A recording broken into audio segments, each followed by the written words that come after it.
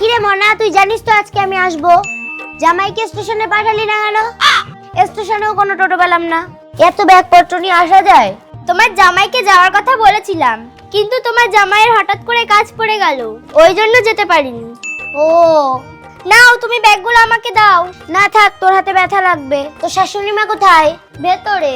ভেতরে কি করছে? শুনতে পাচ্ছে না আমি এসেছি? শাশুড়ি মাকে ডাক। দাঁড়াও, ডাকছি। মা, ও মা, বাইরে এসো, আমার মা এসেছে। কি হয়েছে বৌমা, ডাকছো কেন? এত ব্যাগপত্র নিয়ে আবার কদিনের জন্য এসছো? দেখছিস মনা, তোর শাশুড়ি মা কি বলছে? ঘরে ঢুকতে পারলাম না, জিজ্ঞাসা করছে কতদিনের জন্য এসেছি।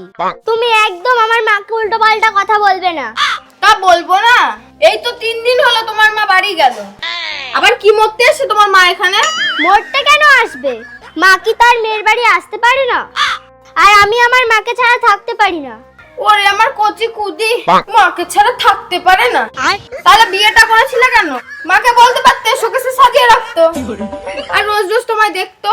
আর আপনিই বা কেমন মা, 2 দিন অন্তর অন্তর জামাই বাড়ি চলে আসেন? আপনার লজ্জা করে না জামাইয়ের ঘরে বসে খেতে? আপনার তো লজ্জাই নেই, তাই আমি বেলজ্জি হয়ে আপনাকে এই কথাগুলো শোনালাম। মনা, তোর শাশুড়ি মার কথা ছাড়। তোর শাশুড়ি মার বয়স হয়ে গেছে, ভুলভাল বকছে। চল তো ঘরে চল। কান কাটা মহিলা কোথাকার, কানটা যেন ভাত দিয়ে খেয়ে এসেছে। এত করে বলছি তাও গজ গজ করে ঘরে ঢুকে গেল। আপদ আবার কদিন থাকবে দেখি। মনা শোন না, 10,000 টাকা ধার দে না। 10,000 টাকা?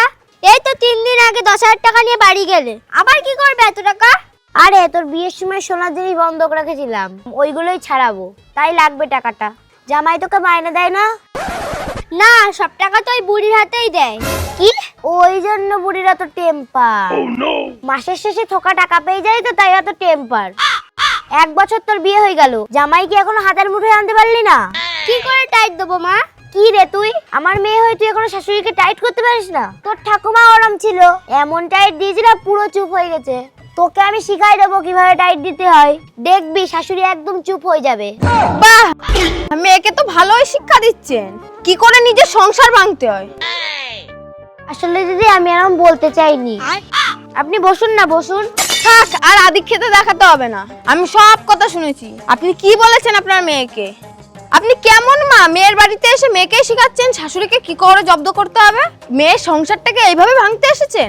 এখন আমি বুঝতে পারছি যে আপনি মাসের পর মাস জামাই বাড়িতে কি করতে আসছেন। মেয়েকে কুটবুদ্ধি দেওয়ার জন্য, কানে ফুসমন্তর দেওয়ার জন্য। আপনার মেয়ে যেদিন বিয়ে করে এই বাড়িতে এলো, তখন আমার কথা শুনতো, কাজ করতে না পারলেও আমার হাতে হাতে সাহায্য করতো। যেদিন থেকে আপনার পা এই বাড়িতে পড়লো,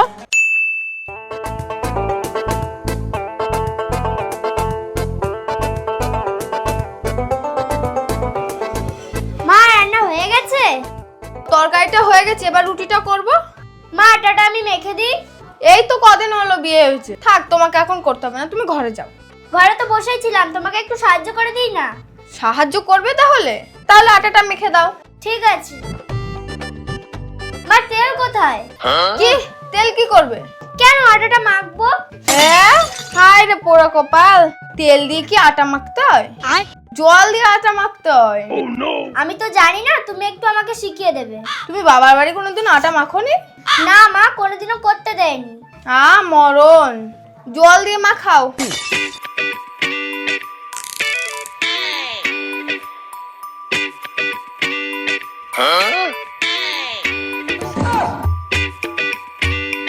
আসেন মা, আসেন।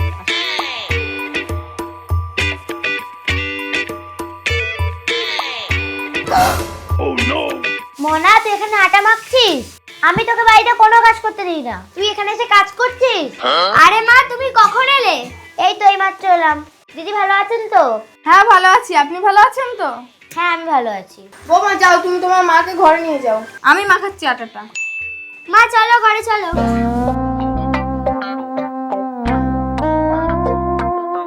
এই তো কদিন হলো মেয়ের বিয়ে হয়েছে, এরই মধ্যে মেয়ের মা মেয়ের শ্বশুরবাড়ি ঘুরতে চলে আসলো।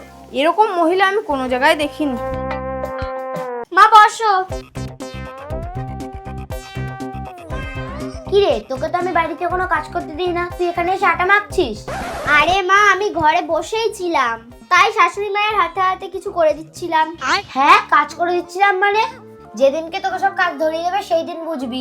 নিজে পায়ের উপর পা তুলে খাবে আর তোকে খাটিয়ে খাটিয়ে মারবে।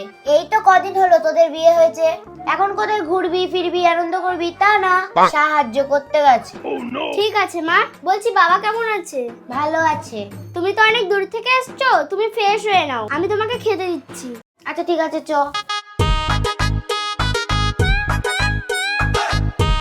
বলছি তোমার সঙ্গে একটা কথা ছিল। হ্যাঁ বলো। বাড়িতে অনেক কাজ, একটা কাজের লোক দরকার। কাজের লোকের দরকার কে বললো? মা। মা? তোমার মা না, আমার মা।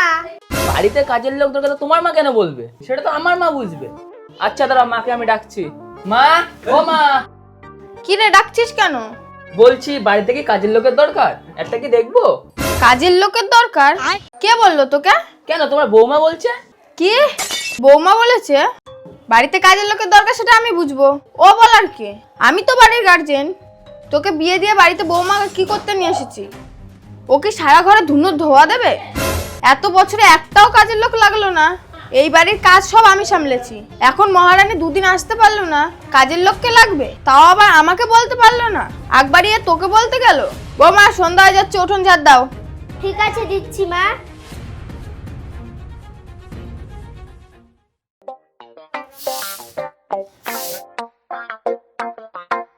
এই তোকে কতবার বলেছি বাড়ির কোনো কাজ করবি না? জামাইকে বলেছিলি কাজের লোকের কথা? তোমার কথা শুনে জামাইকে সব কথা বলেছি। তোমার জামাই আবার মাকে সব বলেছে। আমার শাশুড়ি মা সবটা শুনে আমাকে আচ্ছা মতন ঝেড়ে কাপড় পরিয়ে নিয়েছে। শাশুড়ি তো বকবেই। তুই বকার ভয়ে যদি কাজ করিস তোকে সারা জীবন কাজ করতে হবে, আর সংসারের সব চাপ তোকেই দেবে। শোন মনা, আমিও সংসার করেছি, তোর এই বয়সটা আমি পেরিয়ে এসেছি। এই শাশুড়ি মা কিরম ভাবে ধমকে ধমকে কাজ করিয়ে নেয় সেটা আমি ভালোই জানি।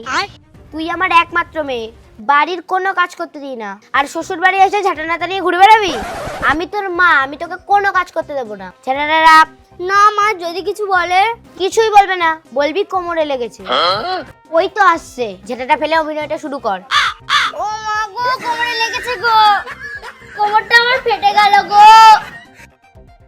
আমার মেয়ের কোমরে ব্যথা দেখেও না দেখার ভান করছে। কি হয়েছে? দিদি, আমার মেয়ের কোমরে লেগেছে। দিব্যি হেঁটে চলে বেড়াচ্ছিল, যেই ঝাঁটাটা ধরলো অমনি কোমরে লেগেছে। ও মা গো, কোমরে যন্ত্রণা করছে মা। দেখছেন তো মেয়ে আমার যন্ত্রণা ছটফট করছে। আমার তো ঘরে অনেক কাজ, আপনি ঝাঁটাটা ধরুন। কি বলছেন দিদি? জামাই বাড়ি এসে উঠোন ঝাড় দেবো? তাতে কি হয়েছে?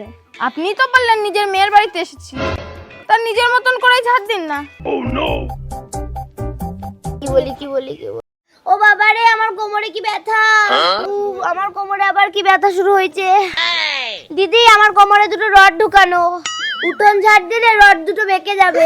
কোমরে খুব ব্যথা দিদি। এমনা, তুই ঘরে আয়, আমি তোকে কোমরে মালিশ করে দেবো, তুই আমাকে কোমরে মালিশ করে দিবি। মা মেয়ে তো ভালোই নাটক শুরু করেছে। যাই, বাসনগুলো রেখে উঠোনটা ঝাড় দিয়ে ফেলি, সন্ধ্যা হয়ে যাচ্ছে। ছেলের বিয়ে দিয়েও কোনো শান্তি নেই, উঠোনটা ঝাড় দিতে বললাম সেটাও পারলো না, সেটাও আমাকে দিতে হচ্ছে। এসব হলো ওর মায়ের বুদ্ধি, মা শেখাচ্ছে এটা করিস না ওটা করিস না। আপনি আসার পরে মেয়ের কানে যে কি ফুসমন্ত্র ঢুকাইছেন, আপনার মেয়ে সেদিন থেকে পুরোই পাল্টে গেল। এখন আর কোনো কথা বললে কোনো কথা শুনে না, শাড়ি ছেড়ে দিয়ে ছোট ছোট জামা প্যান্ট পরা শুরু করেছে। আমি যদি বলি আমার মুখের উপর চড়পড় করে ওঠে। আমার ছেলের সাথে শুধু ঝগড়া করে। আপনি কবে বাড়ি যাবেন বলুন তো? মেয়ের বাড়িতে এসে গেড়ে বসে পড়েছেন, বাড়ি যাওয়ার তো নাম করেন না। 2-4 মাস থেকে যান, জামাই বাড়িতে এসে এতদিন থাকেন, আপনার লজ্জা করে না? মা, তুমি আমার মাকে একদম অপমান করবে না। মা তার মেয়ের বাড়িতে থাকবে, তার কি হয়েছে? শোনো বৌমা, তোমার মা যদি ভালো হতো তাহলে আমি কিচ্ছুটি বলতাম না। তোমার মা যে তোমার সংসার ভাঙছে সেটা তুমি বুঝছো না?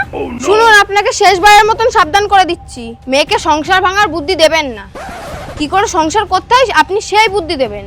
এরপরে যদি আপনি আপনার মেয়েকে সংসার ভাঙার বুদ্ধি দেন, এর ফল কিন্তু ভালো হবে না। এই নাও, তোমার ফোনটা দিতে আসলাম। তাই তো শুনলাম তোমার মা তোমার কানে কি ফুসমন্তর দিচ্ছে। মনা, তোর শাশুড়ি মা আমাকে কিভাবে ছাদে অপমান করলো, এই অপমান আমি সহ্য করব না। মা, তুমি এত মাথা গরম করো না, শাশুড়ি মা রেগে গিয়ে বলে ফেলেছে, বাদ দাও না। তোকে এখানে সংসার করতে হবে না, ডিভোর্স দিয়ে আমার সঙ্গে চলে যাবি। চ। কি বলছো মা তুমি? ডিভোর্স দেবো মানে? না না।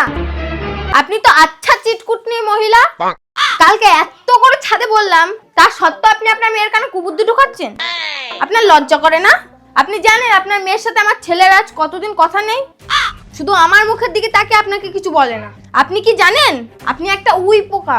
আপনি কি বলতে চাইছেন? ঠিকই বলেছি, একটা উই পোকা যেমন কাঠকে খেয়ে শেষ করে ফেলে, আপনি হলেন আমার সংসারে সেই উই পোকা যে আমার সংসারটাকে খেয়ে খেয়ে শেষ করছে।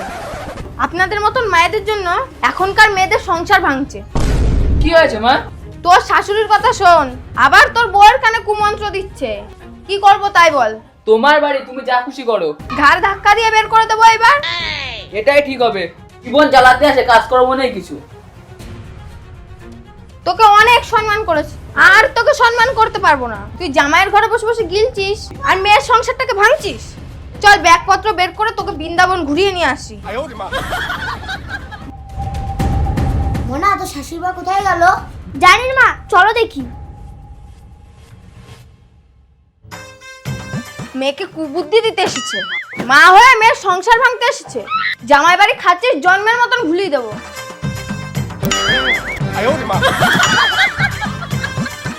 ও মা, একেও বের করে দাও, খুব বেড়েছে। না মা, আমাকে বের করো না, আমি যাব না। যাবে না তো মার কুবুদ্ধি শোনো কেন? আর শুনবো না। মাকে ফোন করে এবার ডাকলে না, তোর এবার ঘাড়ে কি লবো। মেয়ের বাড়ি এসে মেয়ের সংসার ভাঙা, তোর কোমরটা ভেঙে দেবো আমি। ওরে বাবারে, বাস নিয়ে মারতে চলে এসেছে। এই বাড়িতে থাকা যাবে না। ওরে বাবারে, পালাই। हरि राम कृष्ण जगन्नाथ प्रेमानंद ये क्या हुआ?